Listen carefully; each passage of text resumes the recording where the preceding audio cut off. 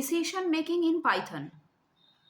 तो decision making क्या होता है, हम लोग किसी भी कंडीशन देंगे और उस कंडीशन के हिसाब से कुछ स्टेटमेंट परफॉर्म होगा और अगर वो फॉल्स हो जाएगा तो कुछ अलग स्टेटमेंट या फिर कोई दूसरा स्टेटमेंट एग्जीक्यूट होगा।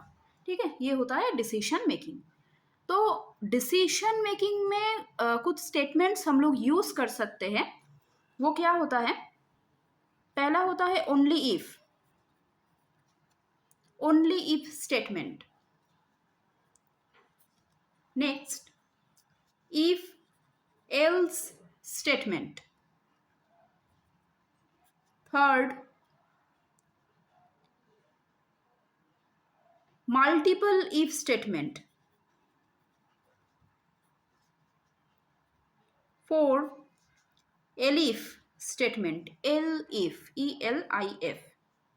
लास्ट होता है नेस्टेड इफ स्टेटमेंट। यहाँ पे स्विच केस यूज नहीं कर सकते हैं हम लोग, स्विच केस का कोई सिंटैक्स यहाँ पे नहीं है, तो we can't use switch case statement in Python. Syntax of only if. तो ओनली इफ स्टेटमेंट का सिंटैक्स क्या होता है, देखो पहले तो चेकिंग करने के लिए इफ हम लोगों को देना पड़ेगा, उसके बाद इफ के बाद होगा कंडीशन, फिर उसके बाद होगा कोलोन। ठीक है, तो ये सिंटैक्स है, इफ के बाद कंडीशन होता है, उसके बाद कोलोन देना पड़ता है। और एक चीज़ देखो, यहाँ पे पाइथन में इंडेंटेशन एक बहुत इंपॉर्टेंट चीज़ है। इंडेंटेशन क्या होता है, इंडेंटेशन का मतलब होता है इफ के बाद या फिर एल्स के बाद या फिर एलिफ के बाद जो भी स्टेटमेंट्स जो इफ के अंदर होगा, ठीक है, तो वो सारे स्टेटमेंट्स हम लोगों को सामने कुछ गैप देकर फिर लिखना पड़ेगा। ठीक है, तो उसको बोलते हैं इंडेंटेशन। अगर इंडेंटेशन में कोई भी प्रॉब्लम हो तो पाइथन वहाँ पे एरर शो करता है। तो सिंटैक्स ऑफ ओनली इफ हो गया। देखो अब सिंटैक्स ऑफ इफ एल्स, तो यहाँ पे क्या होता है, इफ के बाद कंडीशन फिर स्टेटमेंट्स लिखना पड़ता है, वही यहाँ पे सामने गैप होता है, इंडेंटेशन देना पड़ता है, फिर एल्स उसके बाद स्टेटमेंट। अच्छा, तो एक चीज़ मैंने नहीं बताई अभी तक, कंडीशन, ये कंडीशन ट्रू होता है या फिर फॉल्स होता है। कंडीशन तो दो ही आउटपुट दिखाता है, एक ट्रू और दूसरा है फॉल्स। तो सिंटैक्स ऑफ ओनली इफ मतलब ओनली इफ में क्या होता है, कंडीशन चेक होता है और वो कंडीशन अगर ट्रू होगा तो ये स्टेटमेंट्स एग्जीक्यूट होगा, अगर फॉल्स होगा तो कोई भी स्टेटमेंट यहाँ पे एग्जीक्यूट नहीं होगा। ठीक है, क्योंकि सिर्फ कंडीशन ट्रू अगर होगा तो उसी का स्टेटमेंट यहाँ पे दिया हुआ है, लेकिन एल्स का कोई भी स्टेटमेंट यहाँ पे दिया हुआ नहीं है। तो अगर कंडीशन ट्रू होगा तो उसके हिसाब से स्टेटमेंट्स यहाँ पे एग्जीक्यूट होगा, फॉल्स का कोई स्टेटमेंट यहाँ पे नहीं होगा। और यहाँ पे क्या होगा, देखो इफ के बाद कंडीशन है, उसके बाद स्टेटमेंट्स, मतलब ये कंडीशन अगर ट्रू हो जाए तो उसके हिसाब से स्टेटमेंट्स यहाँ पे एग्जीक्यूट होगा। ठीक है, और अगर ये कंडीशन फॉल्स हो गया तो एल्स का स्टेटमेंट्स यहाँ पे एग्जीक्यूट होगा। ठीक है, अगर ये कंडीशन ट्रू हुआ, एल्स का जो स्टेटमेंट्स है वो एग्जीक्यूट नहीं होगा, और अगर ये कंडीशन फॉल्स हो जाए तो ये स्टेटमेंट्स एग्जीक्यूट नहीं होगा, एल्स में चला आएगा कंट्रोल, उसके बाद एल्स का जो स्टेटमेंट्स है वो सारे एग्जीक्यूट हो जाएंगे। Syntax of multiple if, syntax of elif.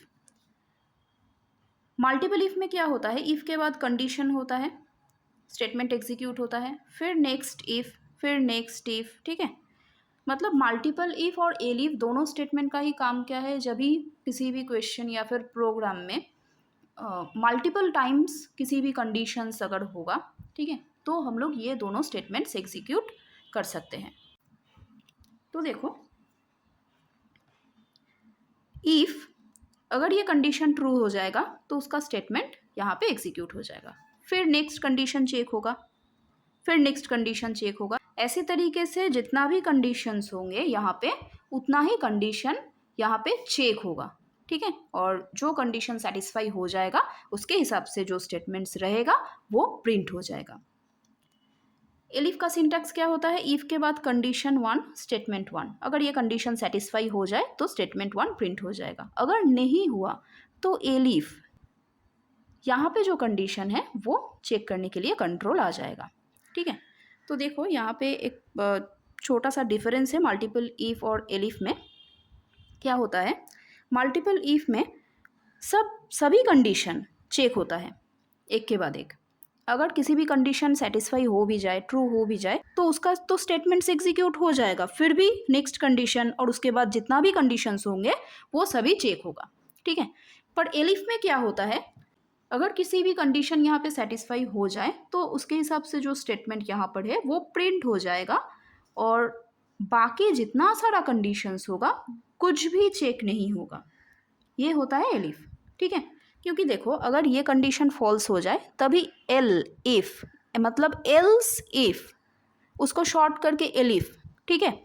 तो अगर ये कंडीशन फॉल्स हो जाएगा तभी यहाँ पे आएगा कंडीशन चेक करने के लिए, ठीक है। और अगर ये ट्रू हो जाएगा तो ये स्टेटमेंट तो एग्जीक्यूट हो गया, फिर बाकी जितना सारा कंडीशंस होंगे यहाँ पे वो कुछ भी चेक नहीं होगा, ठीक है। Last, syntax of nested if.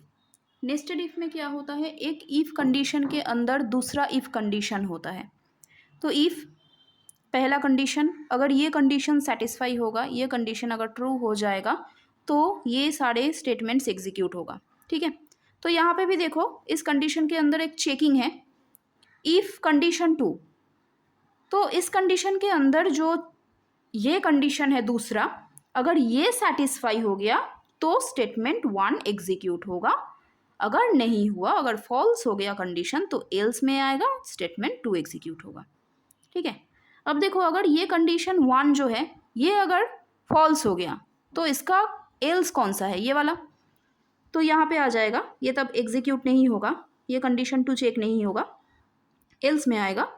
Else के अंदर क्या है, इफ कंडीशन 3, मतलब यहाँ पे कुछ तीसरा कंडीशन होगा, वो कंडीशन अगर सेटिस्फाई हो गया तो स्टेटमेंट 3 एग्जीक्यूट होगा, अगर नहीं हुआ तो स्टेटमेंट 4 एग्जीक्यूट होगा।